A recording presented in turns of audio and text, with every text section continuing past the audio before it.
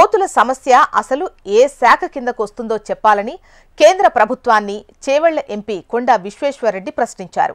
అటవీ, వన్యప్రాణులు, అగ్రికల్చర్, రైతుల సంక్షేమ శాఖ ఇలా ఏ శాఖను ఆశ్రయించినా ఇది తమ పరిధిలోకి కాదు అంటున్నారు. దేశవ్యాప్తంగా రైతులను తీవ్రంగా వేధిస్తున్న కోతుల బెడదపై గురువారం లోక్సభ 0 అవర్లో విశ్వేశ్వరరెడ్డి ప్రస్తావించారు.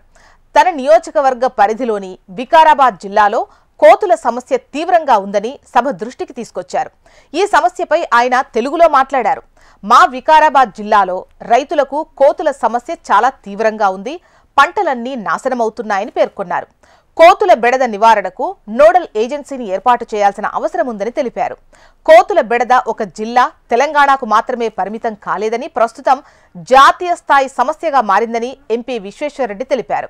ఏ శాఖను సంప్రదించినా ఈ అంశం తమది కాదు అంటున్నారని, దీనిపై తాను సమాచార హక్కు చట్టం కింద అప్లై కూడా చేశారని, అయితే విస్తుపోయే సమాధానాలు వచ్చాయని తెలిపారు. జనావాసాలు, వ్యవసాయ పంటలకు జరిగే నష్టానికి తమకు సంబంధం లేదని అటవీ శాఖ చెబుతోంది.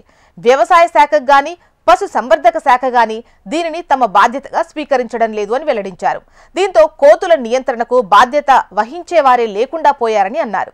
పంటల నష్టంతో రైతులు నష్టాల పాలు కాకుండా కోతులు, అడవి పందులు, నీల్గాయి లాంటి జంతువుల బెడదను నియంత్రించేందుకు బాధ్యత వహించేలా ఒక ప్రత్యేక మంత్రిత్వ శాఖను తక్షణమే ఏర్పాటు చేయాలని కేంద్ర సర్కార్ను కోరారు. అలాగే కోతుల నియంత్రణ, నివారణ, నిర్వహణ కోసం జాతీయ స్థాయిలో స్పష్టమైన మార్గదర్శకాలు రూపొందించాలి అన్నారు.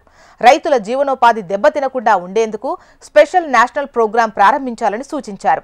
ఆ తర్వాత ఢిల్లీలోని తెలంగాణ భవన్లో మీడియాతో మాట్లాడుతూ రాష్ట్రంలో జరుగుతున్న పంచాయతీ ఎన్నికల్లో ఈ కోతుల అంశం కీలకంగా మారింది అని గుర్తు చేశారు. కోతుల బెడద పరిష్కరిస్తే సర్పంచ్గా గెలిపిస్తామని ప్రజలంటున్నారని తెలిపారు.